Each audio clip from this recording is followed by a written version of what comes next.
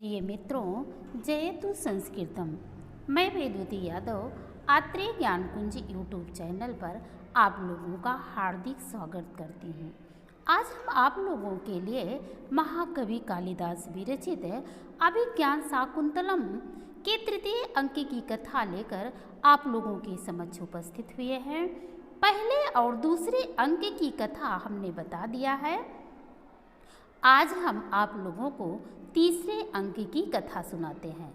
कथा सुनाने से पहले यदि आप चैनल पर नए हैं तो लाइक और सब्सक्राइब अवश्य कीजिए, जिससे आने वाली अगली वीडियो सबसे पहले आप तक पहुँचे। तो आइए कथा प्रारंभ करते हैं।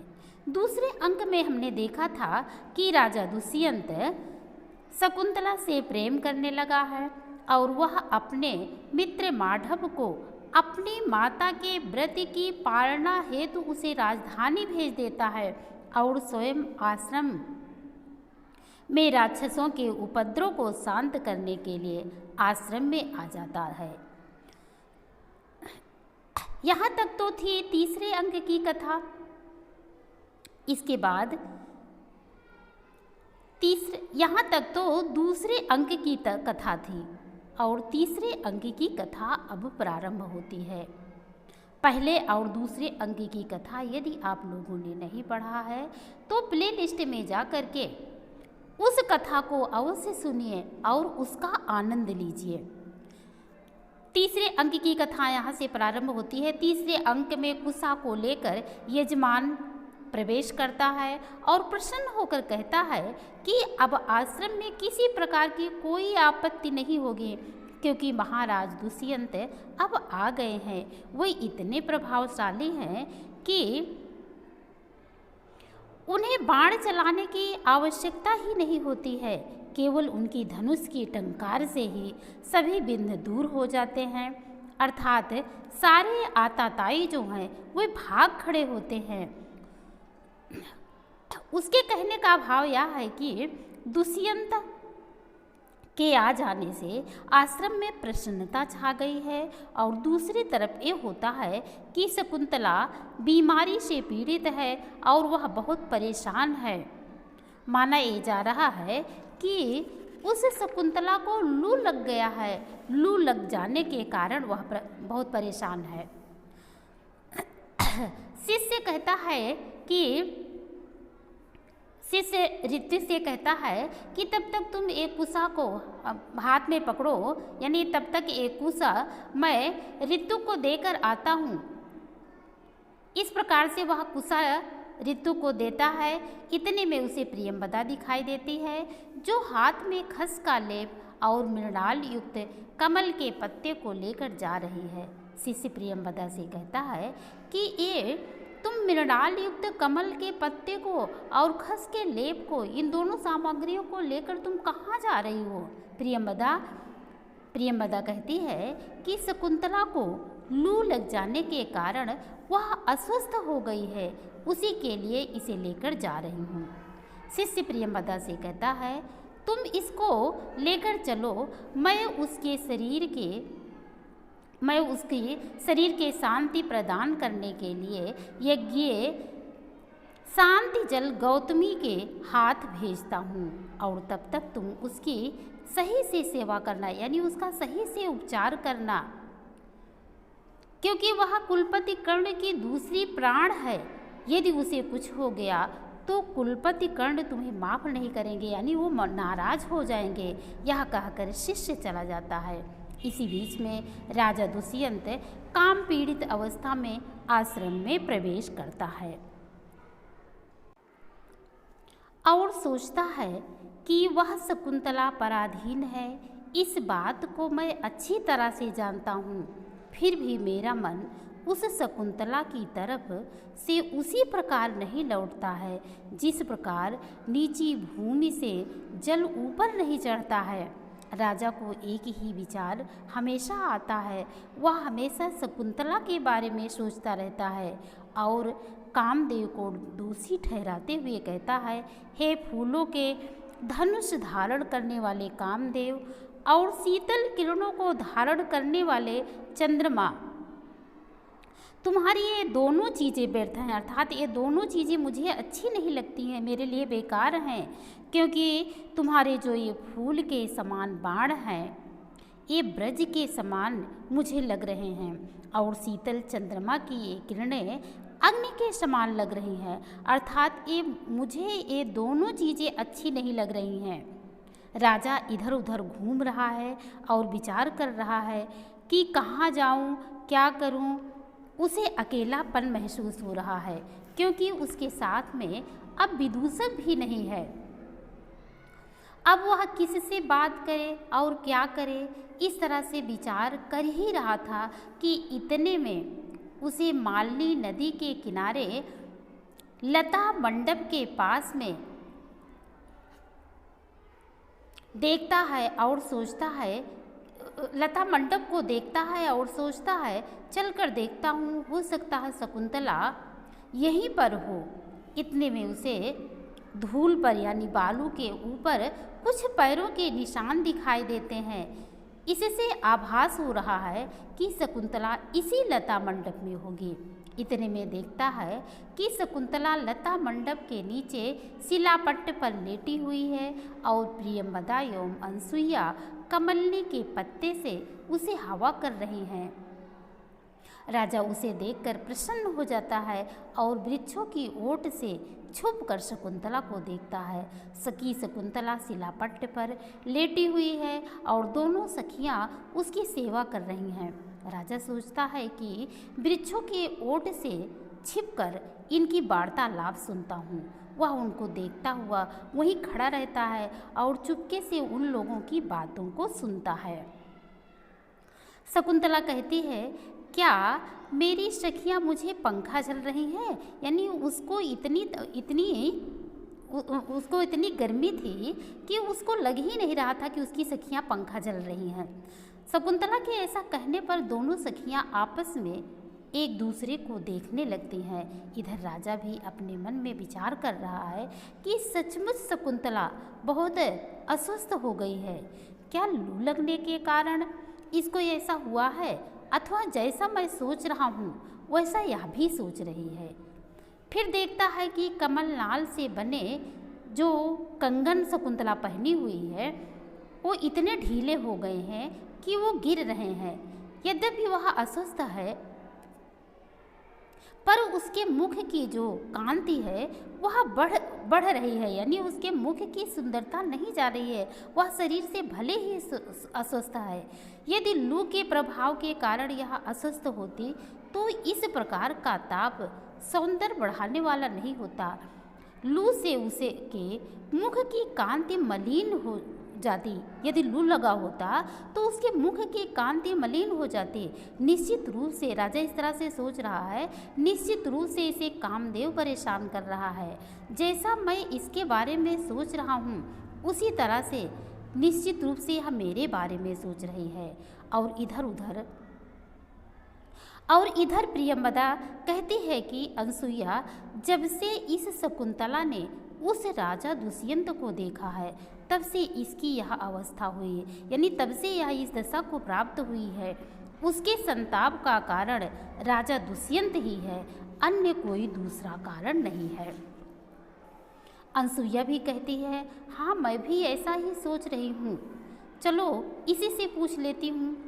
ऐसा सोचकर वह शकुंतला से कहती है, सखी मैं तुमसे कुछ पूछना चाहती हूँ, क्योंकि तुम्हारे शरीर का ताप बहुत अधिक है। शकुंतला शरीर के अगले भाग से थोड़ा सा उठ करके कहती है, सखी बताओ क्या पूछना चाहती हो। अनसुईया कहती है, सखी शकुंतले, तुम्हारे मानसिक समाचार का रहस्य तो मैं नहीं जानती हूँ, किंतु ऐतिहासिक कथाओं में ऐसा सुना जाता है कि जो कामी लोग होते हैं, कामी लोगों की कुछ ऐसी ही दशा होती है। जब से तुमने उस राजा दुष्यंत को देखा है तब से तुम इस अवस्था को प्राप्त हुई हो। तुम ही बताओ कि तुम्हारे संताप का क्या कारण है, क्योंकि रोग को ठीक से जाने बिना उसका उपचार तो नहीं किया जा सकता है। इधर राजा कहता है कि जैसा मैं सोच रहा हूँ। अनसुईया ठीक वैसा ही पूछ रही है, अर्थात मैं पूछना चाहता हूँ। वह अनसुईया अर्थात जो मैं पूछना शकुंतला से चाहता हूँ वह अनसुईया ने पूछ ही लिया। शकुंतला कहती है, मैं एकाएक तो नहीं बता सकती, क्योंकि आप लोगों को मैं कष्ट नहीं देना चाहती हूँ। दोनों सखियाँ कहती हैं कि इसमें कष्ट की क्या बात है सखी, हम लोग से नहीं कहोगी तो किससे कहोगी। प्रियंवदा कहती है, अनसुईया ठीक ही तो कह रही है, तुम हम लोगों से क्यों नहीं बता रही हो, यानी अपनी रोग का कारण क्यों नहीं बता रही हो, क्यों हम लोगों से छिपा रही हो। ऐसा करके तुम प्रतिदिन दुबली होती जा रही हो, केवल मुख की सौंदर्यमयी कांति जो है वह तुम्हें नहीं छोड़ रही है। राजा कहता है, प्रियंवदा ने ठीक ही तो कहा है, क्योंकि इसका मुख कमज़ोर हो गया है, दोनों कंधे झुक गए हैं, इसके शरीर की कांति पीली पड़ गई है। और राजा शकुंतला का उत्तर सुनने के लिए उतावला हो रहा है। फिर शकुंतला कहती है, भला तुम लोगों से अपना कष्ट नहीं कहूँगी तो किससे कहूँगी। दोनों सखियाँ कहती हैं, इसीलिए तो बार बार तुमसे पूछ रही हूँ, क्योंकि कष्ट बांटने से कम हो जाता है, इसलिए तुम हम लोगों से अवश्य बताओ। राजा उसके उत्तर की प्रतीक्षा बड़ी बेसब्री से कर रहा था कि शकुंतला क्या बताएगी। इधर शकुंतला अपनी सखियों से कहती है, जब से तपोवन की रक्षा करने वाला वह राजा दुष्यंत दिखाई दिया है। इस प्रकार आधी बात कहकर वह रुक जाती है और लज्जा के कारण अपने सिर को नीचे झुका लेती है। शकुंतला का उत्तर सुनकर दोनों सखियाँ कहती हैं, कहो सखी, पूरी बात कहो, क्यों रुक गई। तब शकुंतला कहती है, मेरी इच्छा उन राजर्षि को पाने की है। जब से मैंने तपोवन में आए हुए राजा को देखा है, तब से मैं इस अवस्था को प्राप्त हुई हूँ, और मेरे रोग का कारण भी वही राजा दुष्यंत ही है। जब तक मैं उसे प्राप्त नहीं कर लूँगी, तब तक मुझे कोई उपचार काम नहीं करेगा। राजा भी वृक्षों की ओर से शकुंतला की बातों को सुनकर बहुत ही प्रसन्न होता है और कहता है, जो मैं सुनना चाहता था वह शकुंतला ने सुना दिया, यानी जो मैं सुनने के लिए इच्छुक हो रहा था, उतावला हो रहा था, वही शकुंतला ने सुनाया। और कहता है, जो कामदेव मेरे लिए ताप का कारण था वही अब ताप शामक हो गया है। दोनों सखियाँ कहती हैं, भाग्य से तुमने अपने अनुरूप वर को प्राप्त कर लिया है। आखिर समुद्र को छोड़कर नदी, महानदी किससे मिल सकती है, अर्थात सही वर का चुनाव किया है तुमने। फिर शकुंतला कहती है, प्रियंवदा और अनसुईया, तुम ही दोनों लोग ऐसा कोई उपाय करो जिससे मैं राजा दुष्यंत से मिल सकूं। नहीं तो मेरे लिए त्रिलोदक यानी तिलांजलि देने के लिए तैयारी कर लो। अर्थात उसके कहने का मतलब है कि मैं राजा को नहीं प्राप्त कर लूँगी तो मैं मर जाऊँगी। प्रियंवदा सोचती है कि यह शकुंतला अब विलंब सहने में असमर्थ है, इसको राजा दुष्यंत से कैसे मिलाया जाए, क्या उपाय करूं जिससे शकुंतला राजा दुष्यंत से मिल सके। फिर प्रियंवदा कहती है कि वह राजा दुष्यंत भी जब से इस शकुंतला को देखा है वह भी दिन प्रतिदिन दुबला होता जा रहा है, यानी क्षीण होता जा रहा है, वह भी शकुंतला से शायद प्रेम करने लगा है। राजा उन लोगों की बातें सुनकर बड़ा प्रसन्न होता है और अनुभव करता है, सचमुच मैं ऐसा हो गया हूँ, क्योंकि जो मेरा यह सोने का कंगन है उसे बार बार अब मुझे ऊपर चढ़ाना पड़ता है। बात सही है, मैं भी दुबला हो गया हूँ। राजा इस तरह सोच ही रहा होता है कि प्रियंवदा कहती है कि सखी क्या किया जाए, क्या कोई प्रेम पत्र लिखकर और फूलों में छुपाकर देव पूजा या प्रसाद के बहाने उस राजा तक पहुंचाया जाए। अनसुईया कहती है, तुम्हारा जो यह उपाय है वह मुझे पसंद है, लेकिन यह शकुंतला क्या कह रही है। शकुंतला कहती है, मेरी सखियाँ मेरे लिए उचित ही सोचेंगी, जो तुम लोग सोच रही हो वही सही है। तब प्रियंवदा कहती है, सखी सुंदर पदों से युक्त रचना वाली कोई गीतिका सोचो। शकुंतला कहती है, किंतु मैं सोचकर थोड़ा भयभीत हो जाती हूँ। इतने में राजा हंसकर अपने मन में कहता है कि तुम जिससे मिलने के लिए उत्सुक हो रही हो वह भी तुमसे मिलने के लिए उतावला यानी व्याकुल हो रहा है।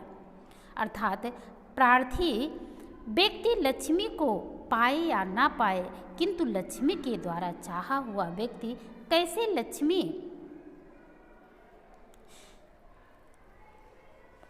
के लिए दुर्लभ हो सकता है। अर्थात जो व्यक्ति लक्ष्मी को चाहता है उसे लक्ष्मी मिले या ना मिले, किंतु जिस व्यक्ति को लक्ष्मी स्वयं चाहती हैं वह व्यक्ति लक्ष्मी के लिए कैसे दुर्लभ हो सकता है, क्योंकि लक्ष्मी के लिए सभी लालायित रहते हैं। शकुंतला भी यहाँ लक्ष्मी का रूप है। राजा दुष्यंत का कहने का भाव था कि शकुंतला भी लक्ष्मी है, अतः यदि वह दुष्यंत को चाहती है तो उसके लिए दुष्यंत दुर्लभ भला कैसे हो सकता है। दोनों सखियाँ कहती हैं, अपने गुणों का अपमान करने वाले भला कोई शरदकालीन चंद्रमा की चांदनी को छाते से रोकता है। सूर्य की किरणों के ताप को तो छाते से रोका जा सकता है, किंतु चंद्रमा की चांदनी जो सुख देने वाली है भला कोई उसे क्यों रोकेगा। तुम अपने गुणों को नहीं समझ पा रही हो। तब शकुंतला कहती है, ठीक है तो मैं लिख रही हूँ, लेकिन मैं क्या लिखूँ, कैसे लिखूँ। इसके बाद अपनी सखियों से बातचीत करती हुई पत्र को लिखना शुरू करती है और शुरू करती है, हे निर्दयी। यहाँ पर निर्दयी शब्द उसने राजा को संबोधित करते हुए कहा है। वह कहती है, मैं यह नहीं जानती कि यह तुम्हारे हृदय में क्या चल रहा है, किंतु तुम्हारे प्रति इच्छा से युक्त कामदेव मेरे अंगों को रात दिन बहुत तपा रहा है। तब राजा सोचता है, अपने आप को प्रकट करने का यह बढ़िया अवसर है। वह एकाएक सामने आ जाता है और कहता है, हे कृशांगी, कामदेव तुम्हें केवल संताप दे रहा है और मुझे तो पूर्ण रूप से जला रहा है, उसी तरह से जैसे दिन चंद्रमा को जितना हतप्रभ करता है उतना कुमुदिनी को नहीं, क्योंकि दिन में कुमुदिनी केवल मुरझा जाती है, यानी कुमुदिनी दिखाई तो देती है लेकिन मुरझाई हुई रहती है, और चंद्रमा तो एकदम अस्तित्वहीन हो जाता है।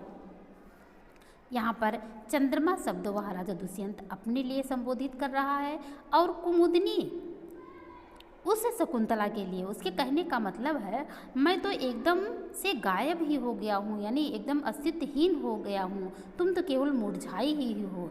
दोनों सखियाँ राजा को देखकर प्रसन्न हो जाती हैं और राजा का स्वागत करती हैं। ऐसा बोलती हैं, राजा का स्वागत है, इस प्रकार से ऐसा बोलती हैं। शकुंतला उठना चाहती है लेकिन राजा उसे रोक देते हैं और कहते हैं, तुम उपचार के योग्य नहीं हो, अर्थात राजा की जयकार करने योग्य नहीं हो, तुम बीमार हो, तुम उस अवस्था में नहीं हो कि राजा का सत्कार करो, बस करो, रहने दो। दोनों सखियां राजा को शिलापट्ट पर सत्कार के साथ बिठाती हैं। शकुंतला भी शिलापट्ट से थोड़ा सा खिसक जाती है। राजा बैठ जाते हैं और पूछते हैं कि आपकी सखी का शारीरिक ताप कष्ट तो नहीं दे रहा है। प्रियंवदा कहती है, हे राजन, कष्ट तो दे रहा था, लेकिन अब औषधि के मिल जाने के से वह शांत हो जाएगा। शकुंतला सुनकर अत्यंत लज्जित हो जाती है। प्रियंवदा कहती है, महाभाग, आप दोनों का प्रेम प्रत्यक्ष दिखाई दे रहा है, फिर भी मेरी सखी का जो स्नेह है वह मुझे वही बात दोहराने के लिए विवश कर रहा है। तो हमारी ये प्रिय सखी आपके प्रेम के कारण इस अवस्था को प्राप्त हुई है। आप क्या चाहते हैं राजा? राजा कहता है, मैं तो धन्य हो गया, मैं अनुग्रहित हूँ, क्योंकि मेरी भी दशा ऐसी ही है। फिर शकुंतला कहती है, राजा से कह रही है शकुंतला, अंतःपुर के विरह से उत्कंठित राजा को तुम लोग ज़्यादा क्यों परेशान कर रही हो। तब राजा कहता है, हे चंचल नेत्रों वाले, मेरे हृदय में वास करने वाले, मैं तुम्हारे प्रेम के कारण ऐसा हुआ हूँ, न कि अंतःपुर की रानियों के वियोग के कारण। तब प्रियंवदा कहती है, सुना है राजाओं के बहुत सारी रानियाँ होती हैं, यानी बहुत सारी पत्नियाँ होती हैं, और आप मेरी सखी से भी प्रेम करते हैं, तो इस दशा में अंतःपुर की रानियों के साथ मेरी सखी का कौन सा स्थान होगा। तब राजा कहता है, हाँ आपकी बात सही है, राजा बहुत सारे विवाह करते हैं और बहुत सारी स्त्रियां भी उनके पास होती हैं। बहुत सारी स्त्रियों के होते हुए भी हमारे वंश की यह प्रतिष्ठा है, समुद्र रूपी मेखला से युक्त पृथ्वी, और दूसरा आप दोनों की यह जो सखी है, आप दोनों की सखी, यानी पहला स्थान तो पृथ्वी का होगा और दूसरा स्थान इस तुम्हारी सखी का होगा, अर्थात ये दोनों चीज़ें मेरे लिए बहुत ही महत्वपूर्ण होगी। जब राजा ने ऐसा कहा तब दोनों सखियां हर्ष को प्राप्त होती हैं, प्रसन्नचित होती हैं। दोनों कहती हैं, वह मृग का बच्चा अपनी माँ को ढूंढ रहा है, इसलिए हम दोनों जाकर उसकी माँ को ढूंढती हैं। सखियां दोनों को एकांत देती हैं। तब शकुंतला हाथ पकड़कर कहती है, तुम दोनों मुझे अकेली छोड़कर कहाँ जा रही हो। दोनों सखियाँ कहती है, तुम अकेली कहाँ हो, तुम्हारे साथ तो पृथ्वीनाथ विराजमान है। यह कहकर मुस्कुराते हुए दोनों सखियाँ बाहर निकल जाती हैं। राजा कहते हैं, हे सुंदरी, तुम्हें घबराने की आवश्यकता नहीं है, तुम्हारी सखियों की जगह मैं तुम्हारी सेवा करूँगा। यह सेवक तुम्हारी क्या सेवा करे, आप बताइए। राजा कहता है, क्या करूं, कमलनी के पत्ते से पंखा करूं या कमल सदृश से तुम्हारे लाल चरणों को गोद में रखकर धीरे धीरे दबाऊं। शकुंतला कहती है, आप सम्मानीय हैं, आप मेरे लिए माननीय हैं, मैं ऐसा करके अपराधीन नहीं बनूंगी, अर्थात आप जैसे सम्मानीय लोगों से मैं अपने चरण भला कैसे छुआ सकती हूँ। राजा कहते हैं, इस प्रकार से कह करके शकुंतला उठकर जाने लगती है। राजा कहते हैं, कहाँ जा रही हो, अर्थात बाहर धूप बहुत है और तुम्हारी तबीयत भी ठीक नहीं है। राजा हाथ पकड़ शकुंतला को रोक लेता है और कहता है, डरो नहीं, बैठो। इस प्रकार शकुंतला बैठ जाती है।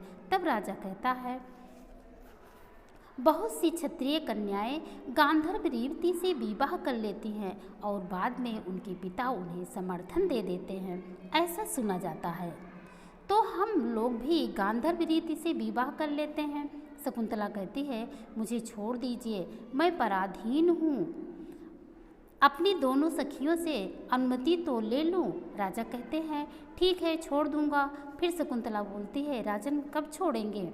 राजा कहता है, सुंदरी, तुम्हारे ओंठों का भंवरों के द्वारा रसास्वादन करने के बाद प्यासा मेरे द्वारा कोमल तुम्हारे अधरों का पान तो कर लो, तब छोड़ दूंगा। अर्थात पहले अंक में जब भंवरा शकुंतला के ओंठों का पान कर रहा था, उस दृश्य को याद करके राजा कहता है, जिस प्रकार फूल पर भंवरा फूल पर जिस प्रकार से वह भंवरा फूल पर गुंजार कर रहा था और उसने तुम्हारे ओठों का रसास्वादन कर लिया था अथवा नहीं किया था, पहले उन फूल सदृश ओठों का पान तो कर लूं। ऐसा कहकर राजा उसके मुंह को उठाना चाहता है। शकुंतला उसे रोकती है। इसी बीच में गौतमी अभिमंत्रित जल को लेकर आ जाती है। दोनों सखियां आवाज़ लगाती हैं, राजन, आपके चलने का समय हो गया है। राजा वृक्षों की ओट में छिप जाता है। गौतमी अभिमंत्रित जल को देती है। शकुंतला कहती है, अब मैं इस अभिमंत्रित जल से ठीक हो जाऊंगी। इसके बाद गौतमी और दोनों सखियों के साथ में शकुंतला वहाँ से चली जाती है और जाते समय लता मंडप की ओर देखती हुई कहती है, शकुंतला कहती है, हे लता गृह, मेरे संताप को मिटाने वाले मैं तुमको पुनः भोग के लिए आमंत्रित करती हूँ। ऐसा कहती हुई वह निकल जाती है। शकुंतला के चले जाने पर अब अकेला राजा क्या करे, कहाँ जाए, इस प्रकार से वह प्रिया के द्वारा उपभोग किए उसी लता कुंज में थोड़ी देर ठहरता है। इसके बाद शिलापट्ट पर प्रियतमा शकुंतला के द्वारा मसली हुई पुष्प शैया पर कमलनी के पत्ते पर नखों से लिखे गए प्रेम पत्र को, हाथ से गिरा हुआ मृणाल का कंगन, इस प्रकार शकुंतला की चीज़ों पर दृष्टि डालता हुआ बहुत देर तक रुका रहा। वहीं पर उसे शाम हो जाती है। इतने में आवाज़ आती है, शाम का समय हो गया है, यज्ञ का कर्म प्रारंभ हो चुका है। और यज्ञ कर्म प्रारंभ होने के पर काले बादलों के समान अत्यधिक भयावह राक्षसों की छाया अनेक रूपों में चक्कर लगा रही है। राजा दुष्यंत रक्षा करे। इतने में आवाज़ को सुनकर इतने में राजा बाहर निकलता है और कहता है, हे तपस्वियों, डरो नहीं, मैं यहीं पर हूँ। इस प्रकार से यहीं पर तीसरा अंक समाप्त होता है। तो आप लोगों को कैसे लगी तृतीय अंक की कथा, जिसका नाम है मिलन अंक। इस अंक में शकुंतला और दुष्यंत का मिलन होता है। कथा अगर अच्छी लगी हो तो लाइक और सब्सक्राइब अवश्य कीजिए। कथा पूरी सुनने के लिए आप लोगों को बहुत बहुत आभार। फिर हम मिलेंगे कल चौथे अंक की कथा के साथ में। तब तक के लिए आप सभी लोगों को नमस्कार। ये